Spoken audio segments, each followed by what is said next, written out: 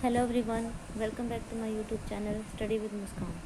Friends, आज के हमारे इस वीडियो में हम डिस्कस करेंगे हिस्ट्री यानी इतिहास से रिलेटेड कुछ क्वेश्चंस, जिसमें कि हमारा टॉपिक रहेगा प्राचीन भारत और उसका एक सब टॉपिक रहेगा मौर्य काल। ठीक है, तो यानी कि बेसिकली हम आज मौर्य काल से रिलेटेड कुछ क्वेश्चंस करेंगे। देखिए फ्रेंड्स, इससे पहले मैं इसका फर्स्ट पार्ट अपलोड कर चुकी हूँ। आज ही हमारी इस टॉपिक का सेकंड पार्ट है, जिसमें कि हम मोस्ट इम्पॉर्टेंट 30 क्वेश्चंस करेंगे। सभी के सभी क्वेश्चंस एनसीईआरटी बेस्ड रहेंगे। फ्रेंड्स, आप किसी भी एग्ज़ाम की तैयारी कर रहे हों तो उसमें ये हमारा मौर्य काल से रिलेटेड जो भी क्वेश्चंस हम करेंगे वो सभी के सभी मोस्ट इम्पॉर्टेंट रहेंगे। तो friends, this video will be very important for you. यहाँ से आपको आपके एग्ज़ाम में किसी भी एग्ज़ाम में क्वेश्चन देखने को ज़रूर मिलेंगे। तो फ्रेंड्स, वीडियो को लास्ट तक ज़रूर देखिए। तो चलिए स्टार्ट करते हैं हम अपनी आज का सेशन अपनी टैगलाइन के साथ, जो कि है रोज़ पढ़ें और आगे बढ़ें। स्टार्ट करते हैं अपनी आज की वीडियो अपनी टैगलाइन के साथ, जो कि है रोज़ पढ़ें और आगे बढ़ें। यह है हमारी वीडियो का आज का फर्स्ट क्वेश्चन। निम्नलिखित कथनों पर विचार कीजिए।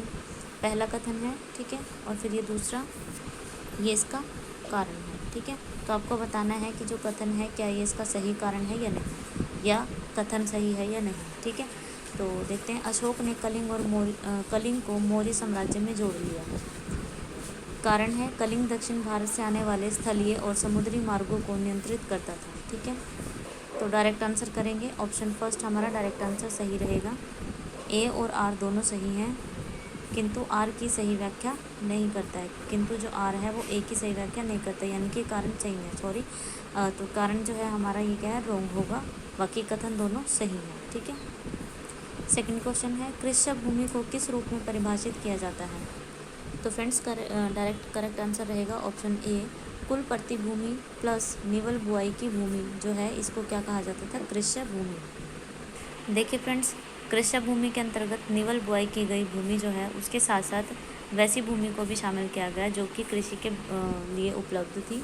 ठीक है, किंतु जिस पर क्या है, चालू वर्ष और पिछले 5 वर्षों या उससे अधिक समय अगर हो गया हो और तब उस पर फसल नहीं उगाई गई हो, ऐसी भूमि पर्ती या झाड़ियों के जंगल रूप में हो सकती है। ठीक है, यानी कि पर्ती भूमि कौन सी होगी, जिस पर 5 वर्ष से पहले या उससे अधिक समय से कोई भी कृषि ना की गई हो। तो इस तरह की जो भूमि है वो किसी अन्य प्रयोग में नहीं लाई जा सकती। ठीक है, तो हमारा राइट आंसर रहेगा ऑप्शन ए। थर्ड क्वेश्चन है, अशोक के शासनकाल में बौद्ध सभा किस नगर में आयोजित की गई थी। तो हमारा राइट आंसर रहेगा ऑप्शन सी, पाटलिपुत्र में। नेक्स्ट क्वेश्चन है, निम्न में से अशोक के किस अभिलेख में पारंपरिक अवसरों पर पशु बलि पर रोक लगाई गई। ऐसा लगता है कि यह पाबंदी पशुओं के वध पर थी। ठीक है, तो वो कौन सा शिलालेख है। ये फ्रेंड्स यहाँ पर एक ऑप्शन इसका गलत हो गया है, मतलब ये यहाँ पर फर्स्ट है। ठीक है, तो इसका करेक्ट आंसर क्या है, वो फर्स्ट ही होगा। शिलालेख फर्स्ट जो है उससे, इस अभिलेख से पारंपरिक अवसरों पर पशु। क्वेश्चन नंबर 5 है, सम्राट अशोक के अभिलेखों के संदर्भ में विचार कीजिए। ठीक है, इसमें आपको क्या बताना है कि कौन सा उत्तर सही है। तो डायरेक्ट आंसर करेंगे हम थर्ड, यानी कि मेरठ से प्राप्त अभिलेख खरोष्ठी लिपि में है, तो ये इसका करेक्ट आंसर रहेगा। फ्रेंड्स देखिए, ये हमारा रॉन्ग हो गया है, एक बार फिर से देखते हैं। शाहबाजगढ़ी से प्राप्त अभिलेख खरोष्ठी लिपि में है, ये हमारा राइट आंसर रहेगा। ठीक है, और मेरठ से प्राप्त अभिलेख जो है ये खरोष्ठी लिपि है, खरोष्ठी में नहीं ब्राह्मी लिपि में। ठीक है, तो ये थोड़ा सा कन्फ्यूजन था।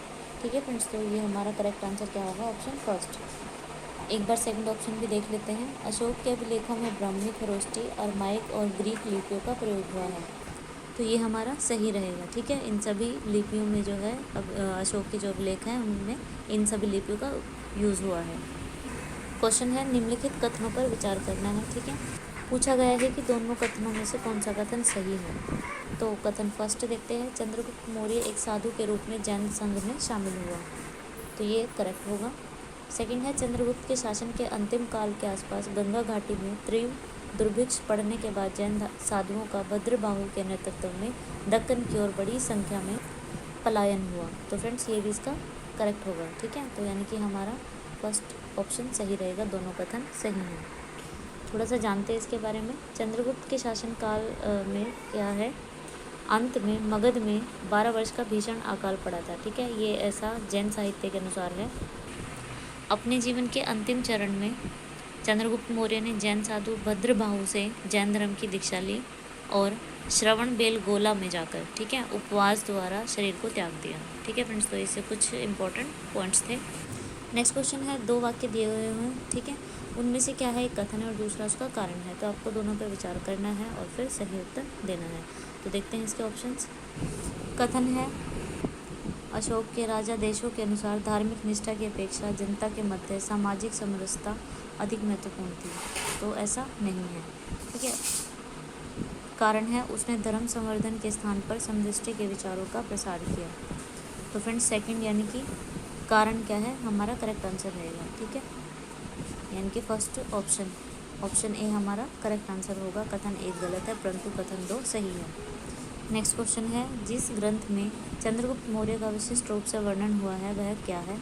ठीक है, शूद्रक, अश्वघोष, भाष्य, विशाखादत्त। तो फ्रेंड्स क्या राइट आंसर रहेगा ऑप्शन डी विशाखादत्त में। विशाखादत्त का जो ग्रंथ है वो कौन सा है, मुद्रा राक्षस।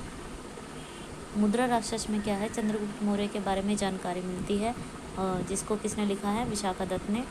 इनके दो अन्य भी ग्रंथ है, देवी चंद्रगुप्तम और एक अभिसारिका वंचितक। तो करेक्ट आंसर रहेगा ऑप्शन डी। क्वेश्चन नंबर 9 है, सार्थवाह किसे कहते हैं। तो फ्रेंड्स राइट आंसर होगा व्यापारियों के काफिले को।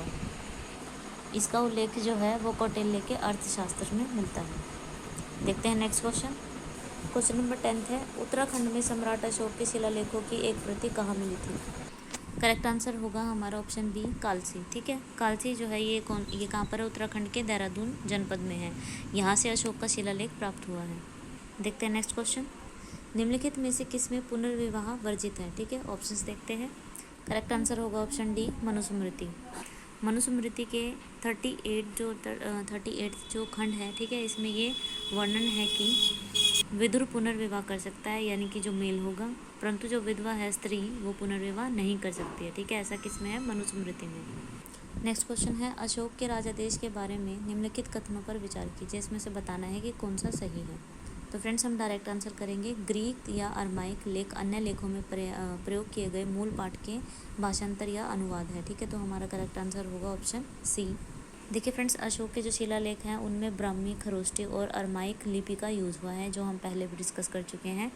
ग्रीक और अरमाइक लिपि का उपयोग जो है वो अफ़गानिस्तान में के जो अभिलेख है उसमें हुआ है। ठीक है, और जो खरोष्टी लिपि का अभिलेख है वो कहाँ मिला है, उत्तर पश्चिमी पाकिस्तान से।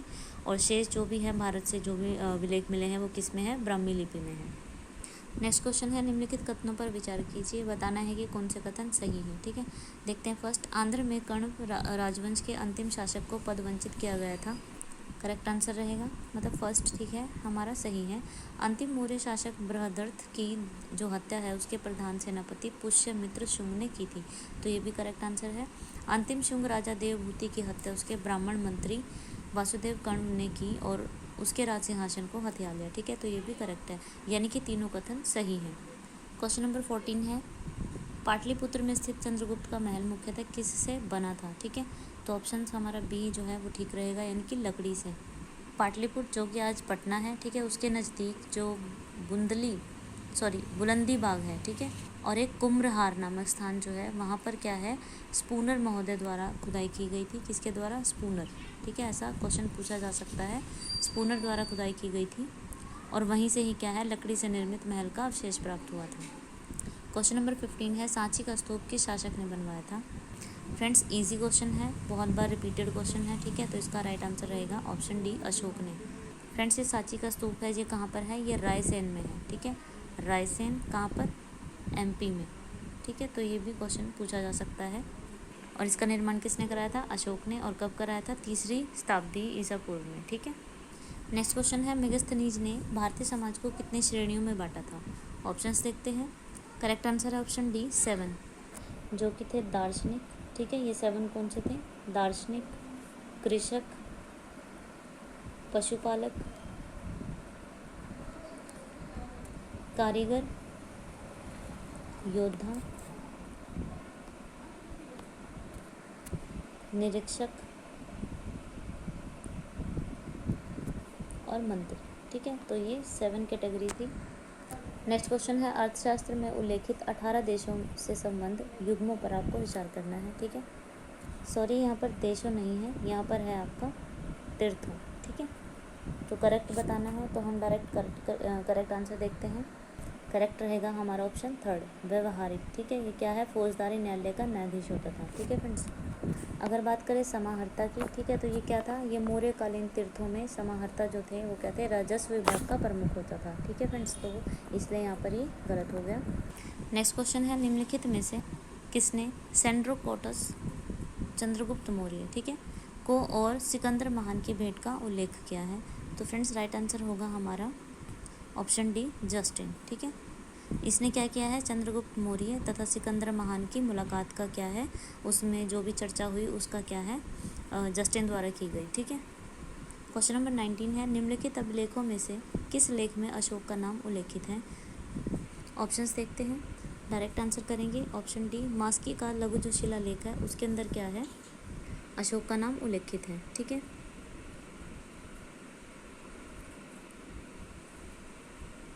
नेक्स्ट क्वेश्चन है निम्नलिखित में से कौन मौर्य युगीन अधिकारी तोल मान का प्रभारी था? करेक्ट आंसर रहेगा ऑप्शन बी, पोतवाध्यक्ष जो था। ठीक है, वो कौन था, मौर्य युगीन मौर्य काल का जो अधिकारी तोल मोल का प्रभारी था। ठीक है, और जो वाणिज्य विभाग था उसको कौन संभालता था, पाण्याध्यक्ष संभालता था। और जो सूनाध्यक्ष है वो क्या होता था, वो बूचड़ खाने का अधिकारी होता था। ठीक है फ्रेंड्स, तो इस तरह से हमने ये सभी डिस्कस किए। क्वेश्चन नंबर 21 है अशोक द्वारा प्रचारित धम्म क्या था? ठीक है, ये धम्म क्या था?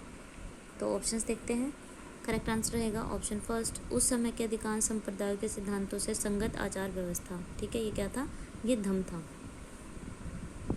धम्म में क्या था, अशोक ने अपनी प्रजा के नैतिक विकास के लिए जिन आचारों और नियमों का पालन करने को कहा था, ठीक है, उन्हीं को ही अभिलेखों में धम्म कहा गया है। और अगर धम्म शब्द की बात करें तो ये संस्कृत भाषा के धर्म शब्द का प्राकृतिक भाषा में रूपांतर है। और अशोक ने अपने 12वें शिलालेख में धम्म की क्या है, सार वृद्धि पर जोर दिया है।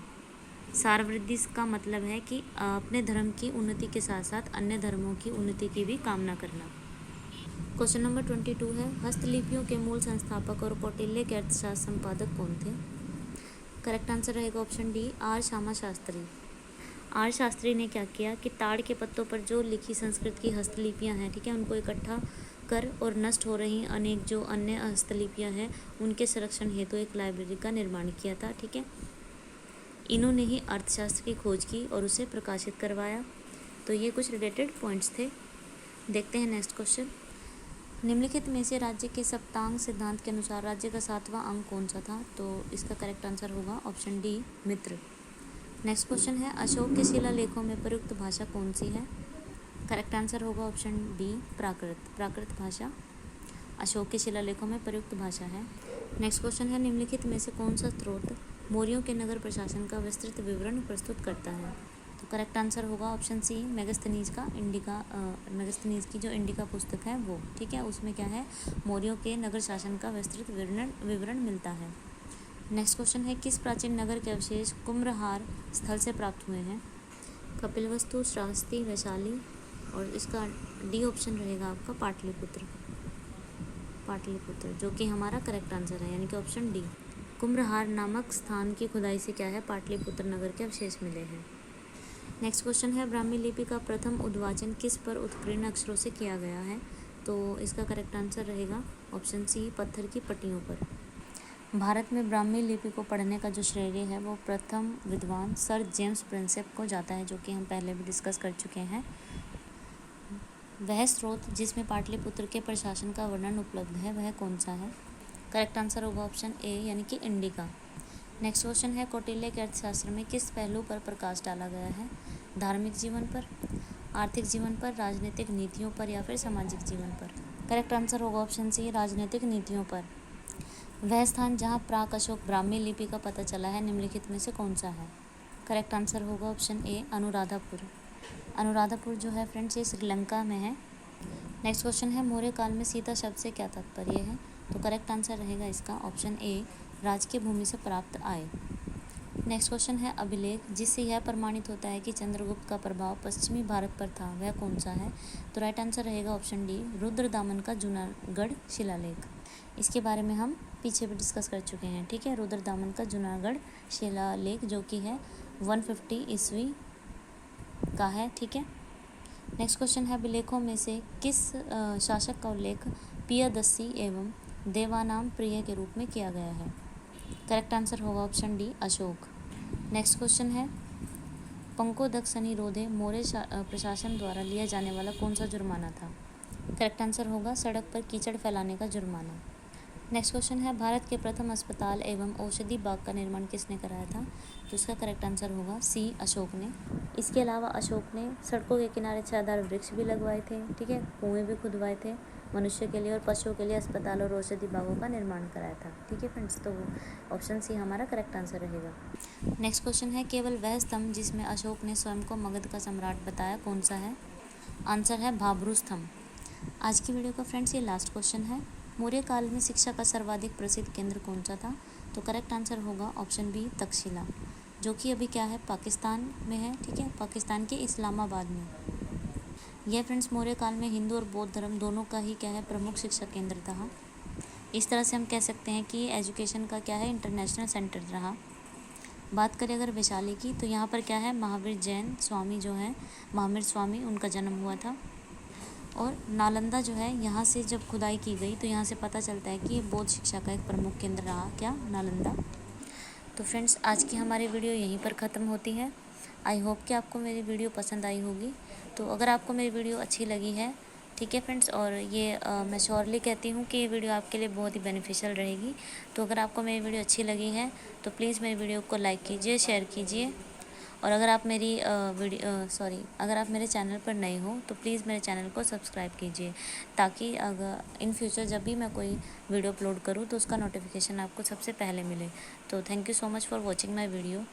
Take care.